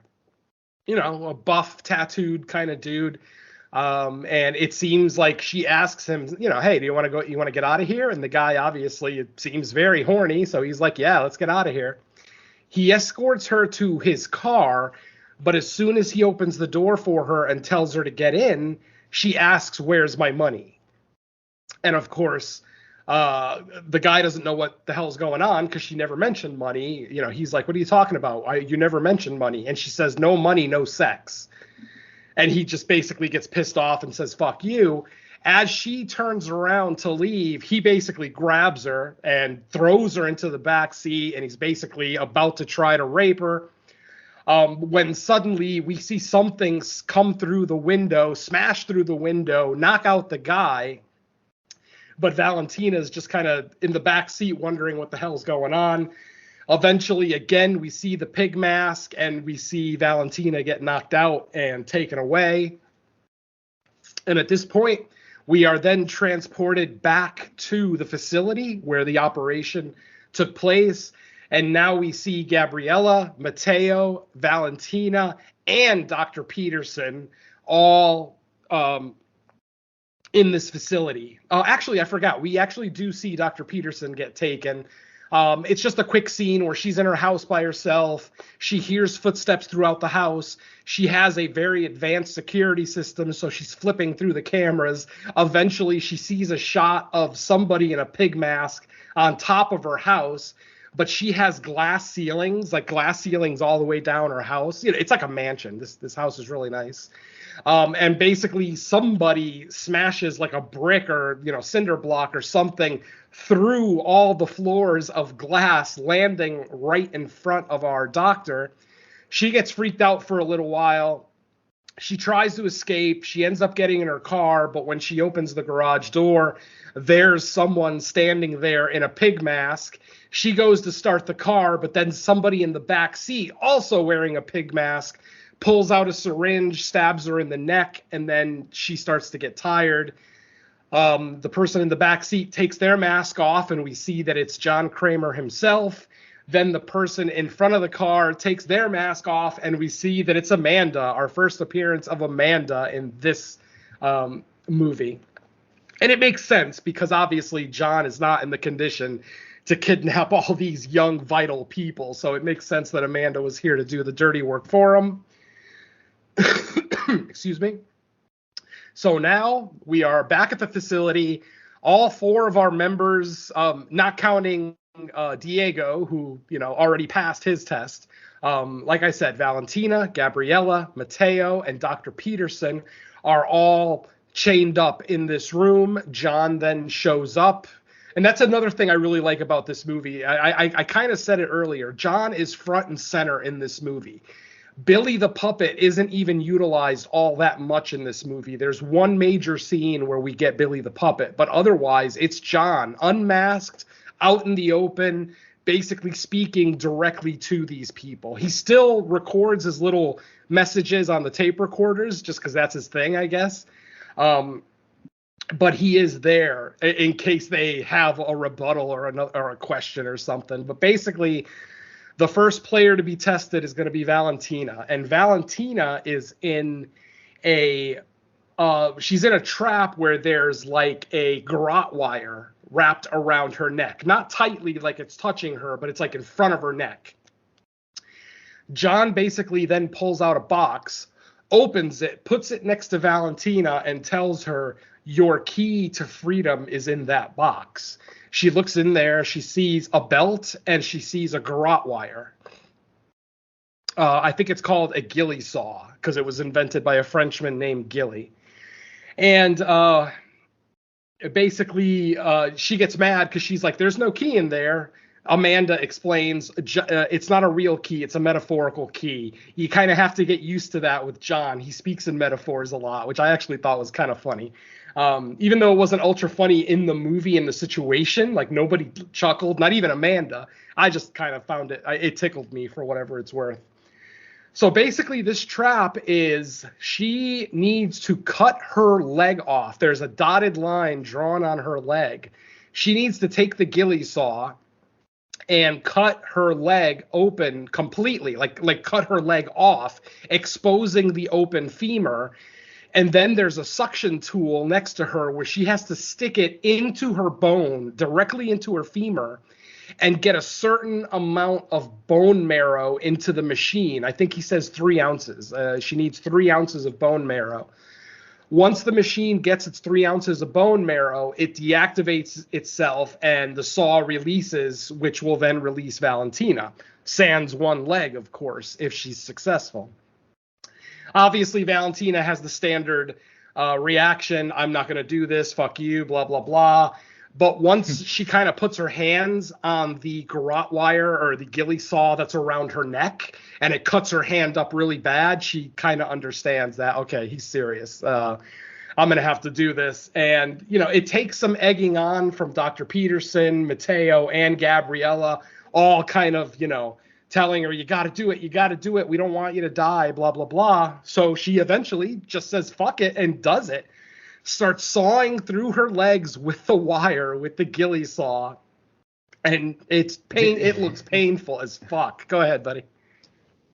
I was going to say the kind of interesting aspect of, because I know for her and I think one of the other people, if you go back and like re-examine it, if they just wouldn't have wasted half their 3 minutes like trying to be defiant, they probably would pull it off, because I think she she got far enough in where it was starting to work, but it's like, well, you wasted half the time being mad, which it's you almost I don't want to say you feel bad because they are there for doing misdeeds and fucking people over, but it's like, man, if they just had like a 5-minute time limit instead of 3-minute, maybe they would actually get through it, because she actually did the damn thing and she was actually suctioning it, because I was like, damn, is she gonna spend the whole 3 minutes just saying hell no? Because of course then we know what's gonna happen. But right. I was like, wow, she actually managed to freaking cut her leg off and get the machine going. She just wasted too much time like trying to not do it. Exactly. She wasted a whole minute just before she even got the saw on her leg. She wasted a minute of just, no, I'm not going to do this. I'm not going to do this. And ultimately, you're right, because she does end up successfully sawing her leg off, and it looks great. It's a really nice effect. She saws the leg off from underneath. She basically puts the ghillie saw, the garrote wire underneath her thigh and saws upwards and literally cuts her leg off. I'd say when she cuts her leg off, there's something like 30 to 40 seconds left on the timer. She then grabs the suction tool, sticks it into her femur, into the broken part of her femur, into the marrow, and then turns the suction machine on. And then we see blood start coming out of the suction machine. But it's not blood that the machine wants, it's bone marrow. Eventually, we do see bone marrow start accumulating in the like sieve or colander, whatever you want to call it, that's collecting up the stuff and weighing it. So basically, once it gets to 3 ounces, it's going to release the saw. Unfortunately, literally just as the dial is just about to hit 3 ounces, the timer runs out, the saw turns on, and wham, just unceremoniously cuts her fucking head off.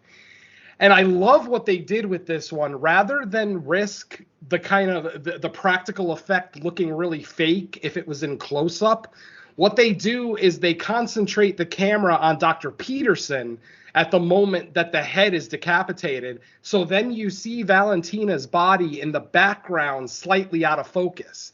But it's so clear that you see the head roll off and the body falls off the chair. It's a really great effect. I just thought that it was a really nice decision on their part to kind of hide maybe a limitations of, what a decapitation is going to look like in focus and up close. So it's a good alternative. So, yeah. So at this point, Valentina is gone. She is now in 3 pieces. Obviously, her head's been cut off. She cut off one of her legs, and the rest of her body is laying there at the feet of the chair.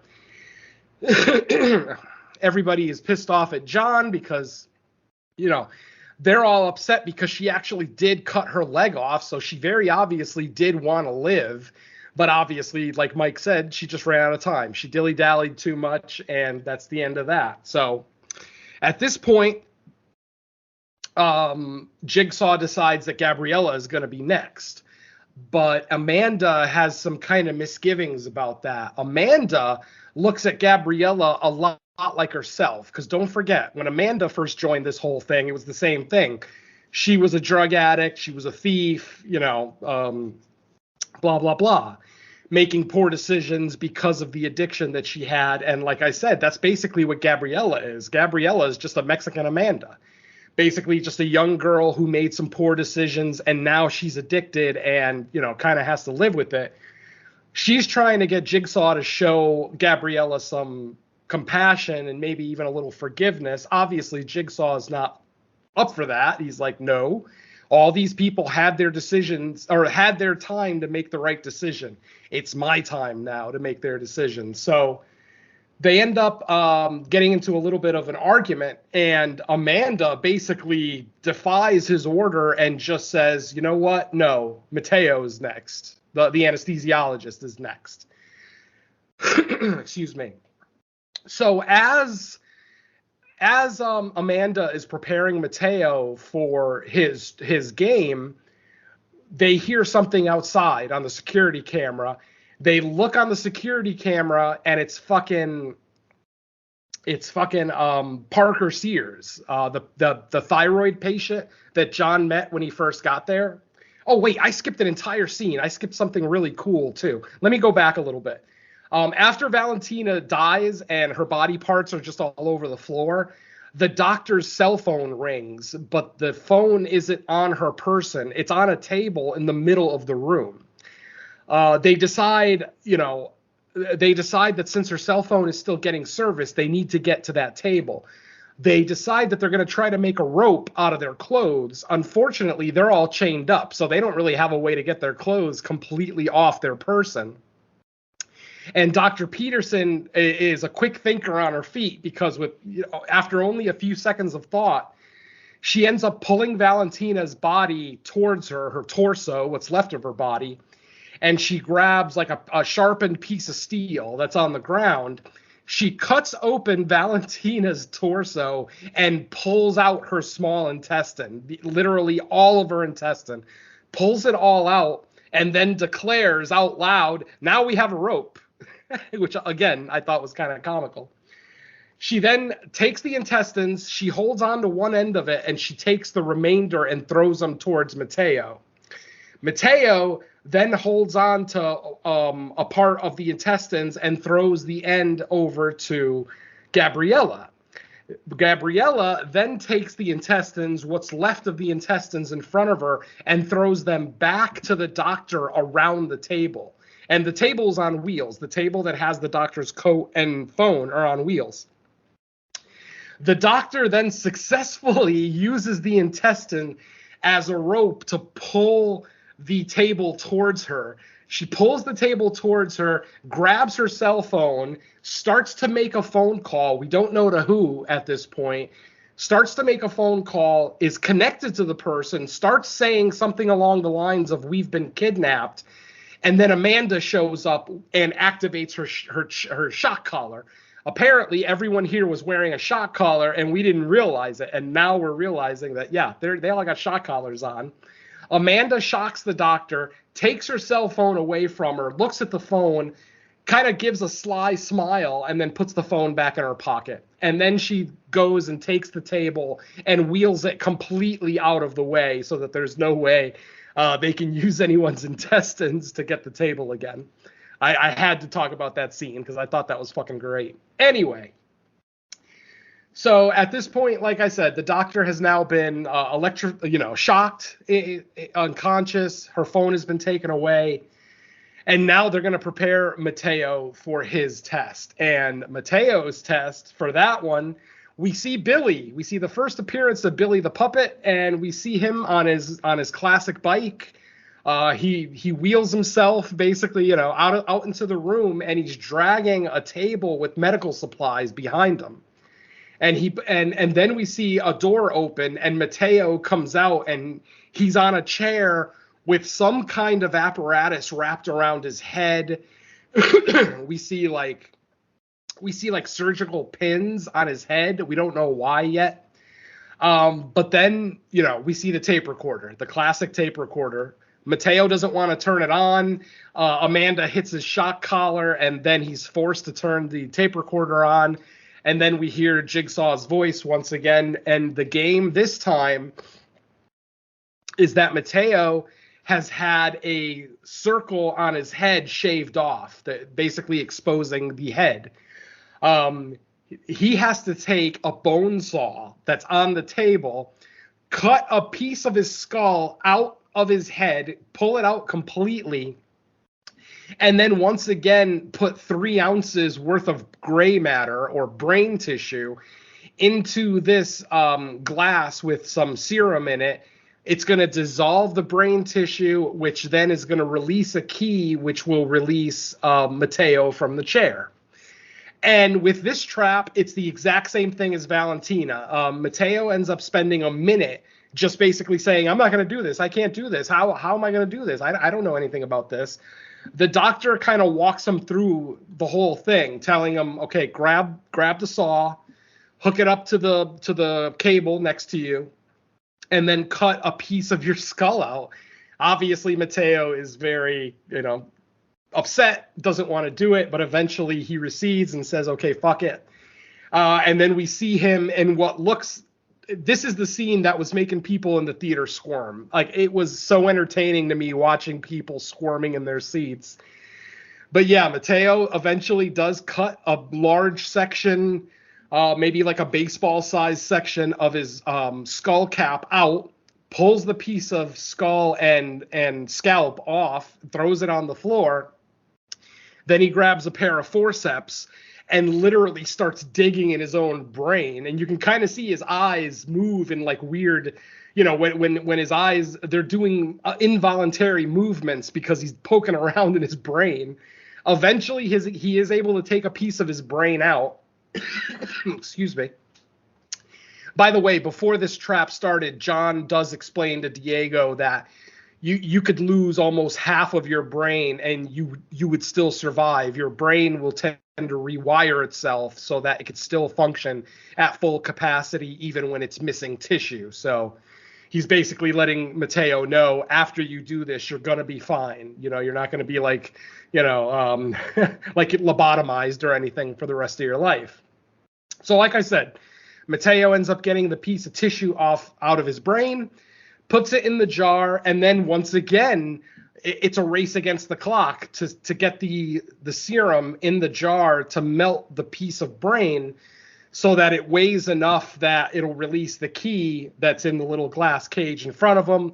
Unfortunately, again, the timer runs out just before the door to the key is going to open. And we see a mask. We see like the coils inside of a mask turn red, like red hot. And then they close on Mateo's face. And it's actually a mask of a Mexican deity. One of those cool ass, Inca masks.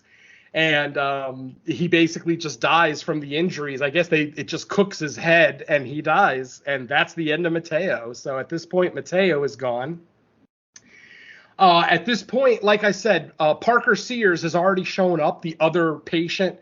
But Parker is playing the role that, I was also ripped off. He showed up there with a gun and he's basically saying, look at my neck. They didn't even do the surgery. They're a fraud and I want my money back.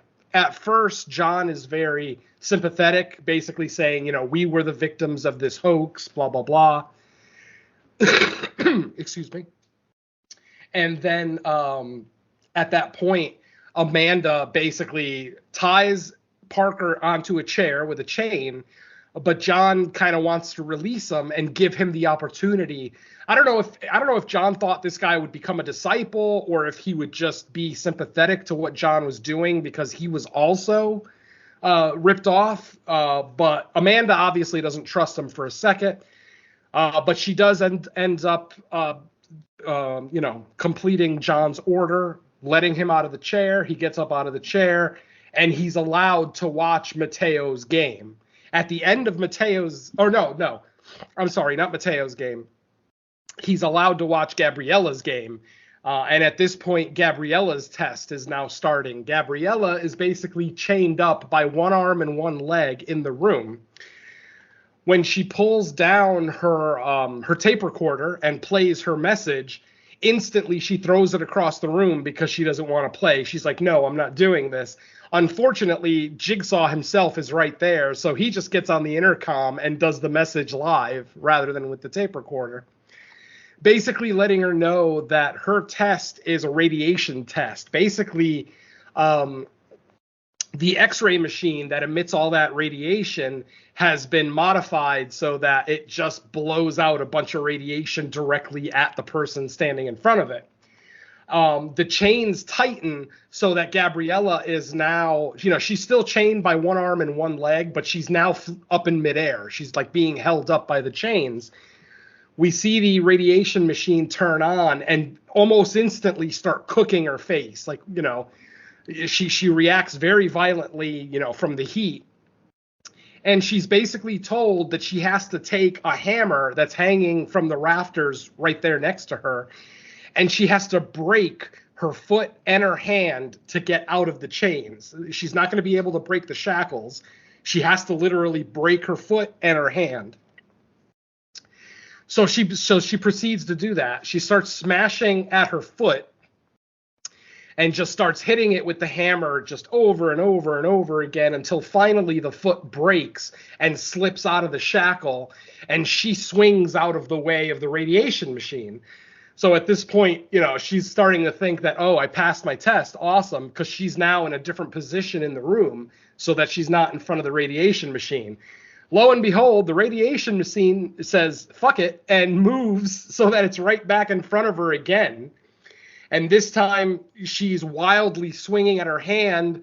The whole time the flesh on her skin is getting cooked. It's turning black and charred. Finally, she's able to smash her hand enough so that she gets out of the shackle. She falls to the ground, and her face is just tore up. It's just black and charred and just really shitty looking, but she's still alive. And at that moment, Jigsaw is like, okay, he tells Amanda, okay, Gabriella passed her test. Take her to the hospital. She needs medical attention. Amanda turns around to go get the keys to drive Gabriella to the hospital. And at this point, Parker snuck behind Jigsaw and Amanda and got his gun back and is now pointing it at both of them and says, okay, your sick game is over. Basically points the gun right at John's head and tells Amanda to release Dr. Peterson. So obviously Amanda and basically everyone reunites in the room, in the actual room where all the traps are. And you can see the expression on Dr. Peterson's face change as soon as Parker walks into the room. And of course, Parker walks right up to the doctor and lays a big old kiss right on her face. Yes, Parker Sears is also in on this plan. He was not a cancer patient. He did not receive a treatment. And he's actually the romantic interest of Dr. Peterson. And later it turns out that's who the doctor called. She wasn't calling the police. She called Parker. And of course, Parker being in on it knew where they would have been held. Even though the phone call was cut off in like 2 seconds, Parker knew exactly where they were. So now here we are. Parker and the doctor they now have the upper hand. They have John jump into the trap. They basically chain him up to the trap that Dr. Peterson was chained up to. We're not sure what the trap is yet at this point, just that she was chained up to it. They end up chaining Amanda to another part of the room so that she can't interfere with John's trap. And at that moment, suddenly they hear a soccer ball outside being kicked, and it's little Carlos. And I forgot to mention earlier that, yes, there is a little boy who lives in this area who kind of frequents the area around the facility there. And he's just there kind of playing soccer. He's kicking a ball against the wall, just playing by himself, blah, blah, blah. And then the doctor is like, oh, I've got an idea. I was going to have you watch Amanda die, but I think it's going to be a lot more satisfying for you to watch someone who's an innocent die. And that's when the doctor goes outside, grabs little Carlos, brings him out. It brings him into the facility. And little Carlos, once he notices Valentina's chopped up body on the ground, tries to escape, but Dr. Peterson grabs him. And they end up chaining little Carlos to the other side of the trap that Jigsaw is currently in. They go ahead and activate the trap. And what the trap is, it's a form of waterboarding, but instead of water, they're using blood. So it's bloodboarding, as the doctor says in the movie. And basically, each person in the trap has a little lever next to him. And if they pull the lever, they will then become the focus of the blood coming down from the ceiling, and the other person will be spared. Like, they'll be tilted up in a position where the blood's no longer spraying on their face. John basically tells little Carlos, in Spanish, don't pull that lever. Just don't pull it. John is basically, it almost seems like John's going to sacrifice himself to save Carlos. But little Carlos, because he's friendly with John, they had a nice scene earlier in the movie where John repaired a broken wheel on his bicycle. So they're friendly. So little Carlos, like a badass, just grabs the lever next to him and pulls it. And then the contraption, which is kind of like a seesaw, then tilts so that it's raising Jigsaw, and Carlos is now going down, and now the blood starts spraying on Carlos. And Jigsaw, obviously being as old as he is, cancer, it takes him a couple of seconds to kind of get his wherewithal once the blood stops hitting his face. And he realizes, oh shit, Carlos hit the lever after he told him not to. So he then grabs the lever himself and once again has the blood pouring onto his face. Carlos once again feels bad for, John being bloodboarded. So it's basically them just going back and forth, getting bloodboarded, trying to save the other.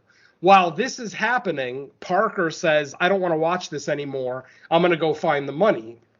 Because earlier in the movie, Jigsaw does mention to the doctor that they took the money from her house and that it's upstairs in the office. The doctor decides to join Parker and just leave Jigsaw and Carlos in the trap with Amanda chained to the other side of the room. And they go upstairs and, like I said, at this point, John is drowning in blood. They're up in the office looking for the money, and they find the bag that the money was in. The doctor then grabs the bag, and as soon as she grabs the bag, a 10-minute timer shows up, and all the lights go out in the room. The red emergency lighting comes on, and the shithole theme starts to play, the classic Saw theme. And that's when we find out that this is where we start to get all of the reveals and everything that we didn't see in the course of the movie. As it turns out, before John strapped those pipe bombs onto Diego's arms, he actually did have a session with him where he was basically questioning him. We see that Diego admits to him that Parker was in on it, that he wasn't a patient, which of course is why Jigsaw, it wasn't surprised when Parker showed up, blah, blah, blah. And then we just get the flashbacks of lines throughout the movie. Stuff like John telling Parker that she's going to kill you. She's going to burn you. You just don't see it yet. And of course he gets mad, because they're an item. So Parker thinks there's no way she's going to fuck him over. After they pull the bag of money and the 10-minute timer comes up, the doors in the office all shut and lock. And Parker and, excuse me, Parker and Dr. Peterson are now in the office, and there is a 10-minute timer going down. Suddenly, gas starts pumping into the room from the vents on the floor. Both of them start choking, and then we hear another recording, one last recording of Jigsaw, where he basically says, I knew Parker was in on it the whole time. You guys didn't know that you were the marks this whole evening. You thought you were in control, blah, blah, blah. But then he says, you guys have worked together to rip off, over 34 different people for all of their money. So now I want to see you work against each other. So what he does is the room is filling up with gas, and we can see Parker start to display like lesions and shit on his face and his hands from whatever it is that he's breathing in, probably Agent Orange or something like that. And then suddenly a porthole opens in the room, just large enough so that somebody could stick their head through it and breathe fresh air outside of the room. The doctor is the first one to notice this. She sticks her head in there, starts breathing. Parker then notices that she's got her head stuck in the hole. So he goes to pull her out, and then they get into their inevitable fight. They're fighting each other back and forth. Eventually, the doctor takes that same sharpened piece of steel that she used to cut open Valentina's body, and she ends up stabbing Parker. Parker falls to the ground and basically dies. We actually see his eyes start glossing over with lesions and everything else, and so he's very obviously dead. And then the doctor basically has her head sticking out of that porthole, but obviously there's gas still pouring into the room, so she can't leave. Eventually, Jigsaw, Carlos, and Amanda just end up leaving, and they leave her there, which is kind of surprising that you would leave a loose end like that, but that's the decision that Jigsaw has made. He has left her there, and that's the last we see of her. So don't be surprised if we see Dr. Peterson in a future entry in this franchise. Like I said, if we don't see someone die, then they didn't die. That's just the rules of movie making.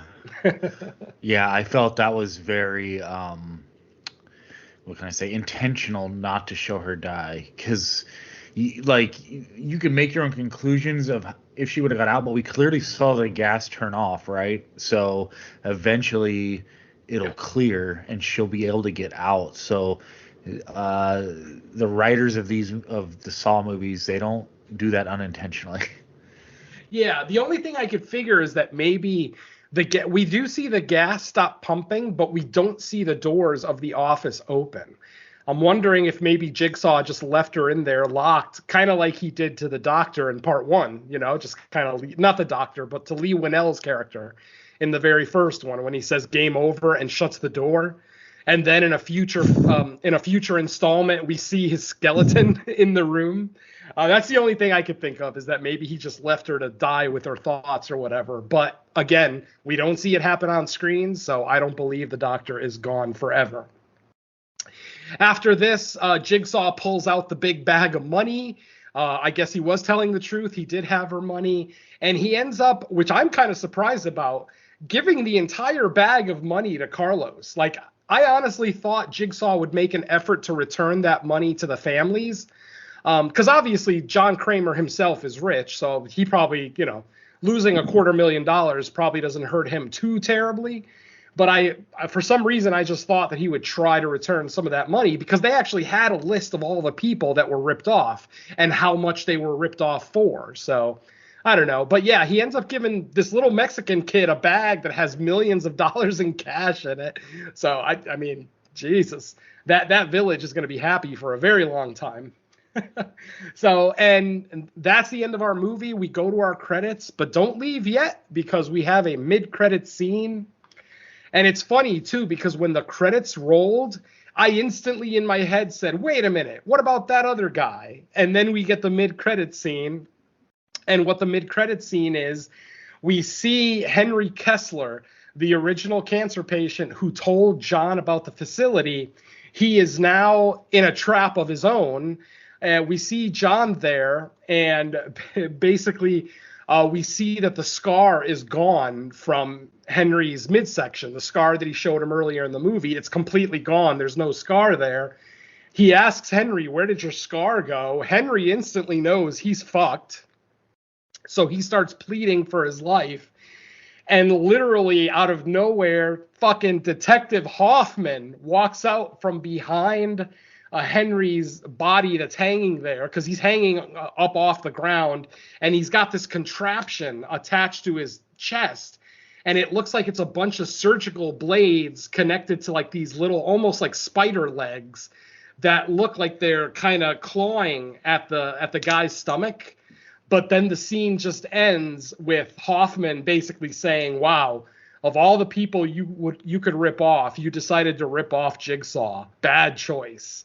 And the movie just kind of ends from there. The scene kind of spirals out like a saw blade, and that's the end of our film.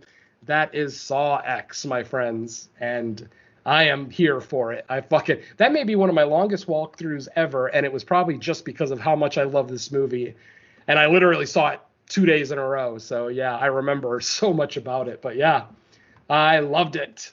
And like I said, if you're a Saw fan, if you're a hardcore fan of this franchise, I don't think there's any reason you won't enjoy this movie for one reason or another. You may not enjoy it as much as I did, where it's going to be potentially a top 10 candidate for the year, but I think it's going to make most Saw franchise fans happy. So yeah, high recommend from me. See it in theaters.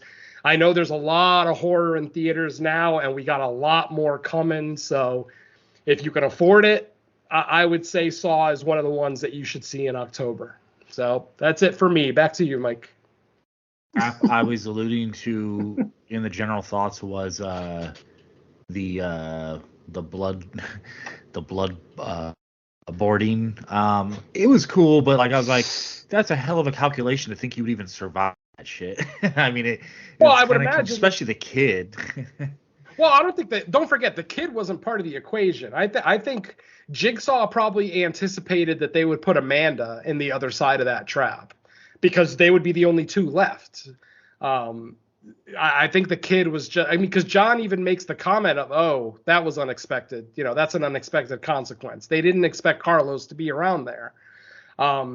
So obviously with Amanda and Jigsaw in the trap, they could have just taken turns hitting the lever until the other two decided to go and look for the money. Because as soon as they pulled the bag and it set the timer off, the trap that John and Carlos were in instantly just stopped and, you know, lifted up. And basically Amanda was able to open up her shackles, because as it turns out, since they knew what was going on, they actually did have spare keys on them. So she was able to get out of her shackles without having to wait for Parker to come back, who obviously doesn't come back because he's now dead on the floor. But yeah, I mean, like I said, this movie just works for me. Everything about it worked.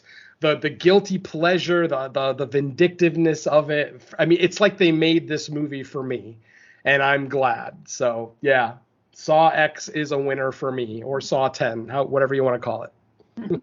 Yeah, I guess technically because that the doctor survives, they could almost, if they really wanted to, they could do a sequel to this, almost like a wrapping up or tying up loose ends sequel, where it still takes place in the same timeline, and he tracks her down, or maybe even she tries to go after him, just because she has that vindictiveness in her.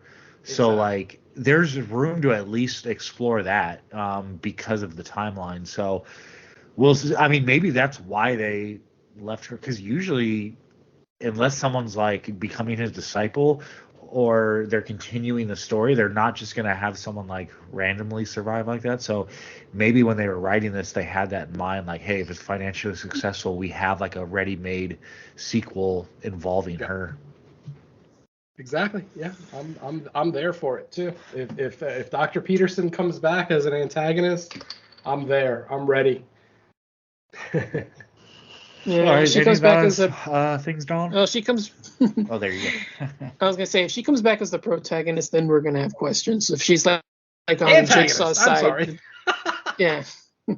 If she comes back on Jigsaw's side, then I'm gonna have questions. But yeah, that doesn't seem. Yeah, I don't think she would be. Her mentality when Jigsaw leaves her there is of straight rage, and I think all she's seeing is vengeance in her eyes. I mean, if she survived that, yeah, there's no way she's going to be a disciple. I think disciples are more the people that pass their games, but I mean, she didn't really get to play her game. I mean, I guess her game was just, you know, her and Peterson fighting for the one, you know, spot for them to breathe clear air out of, but that seemed more like a struggle than an actual game. So, yeah, I don't see her ever being a disciple. I hope not. Anyway. But overall, it's a lot better than I remember it. But yeah, I'm still pretty much right where I was at the beginning. So yeah. And I mean, we got moderate success with this one. It looks like it's sitting at 18 million domestic for the weekend, so that's pretty good for a horror movie, anyway. Yeah, I think it was like around 30 million international. Yeah, it might have been. Yeah, I can't.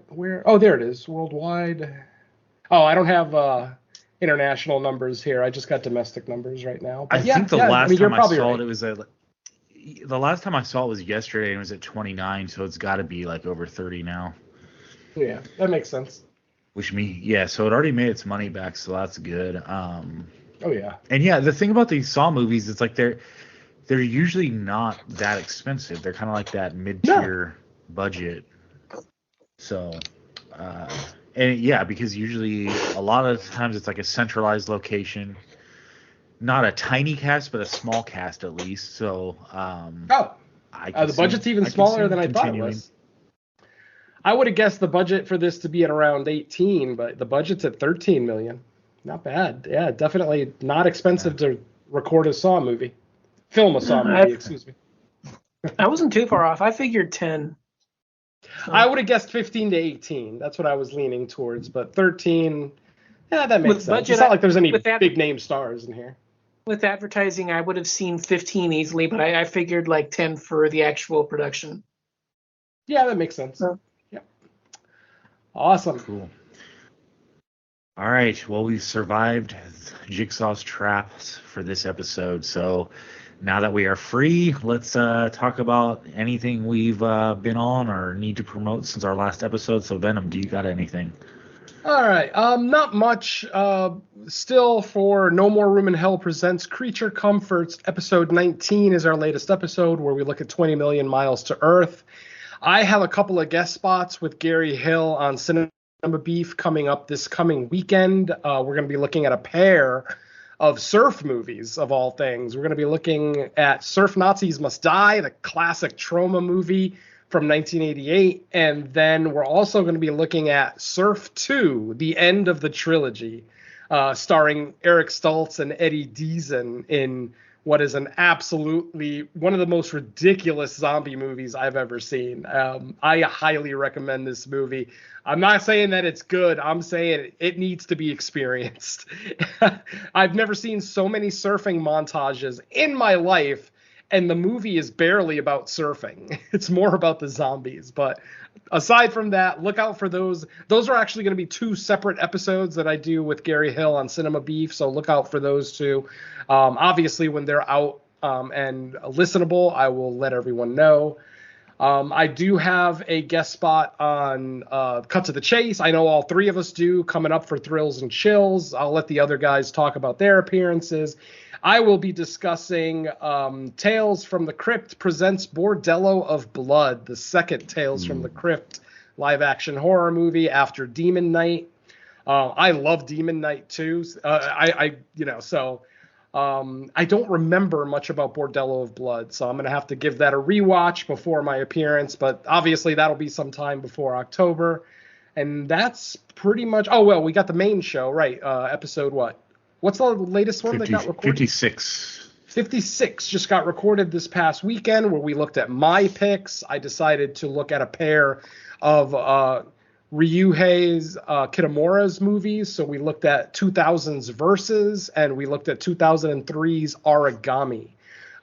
2 movies that are solidly in the martial arts genre, but both of them are horror adjacent. One more so than the other, obviously, or when you actually see them. But both movies are available on YouTube if you want to check out those films before the episode comes out. And Origami is actually available in English and Japanese on YouTube, and they're pretty good transfers too. So it's a movie that I would recommend everyone check out. If you're a martial arts fan, or just a drama, like a character-driven, dramatic film fan, I would also recommend Origami. But yeah, that's the latest episode. Not quite out yet, but will be very soon.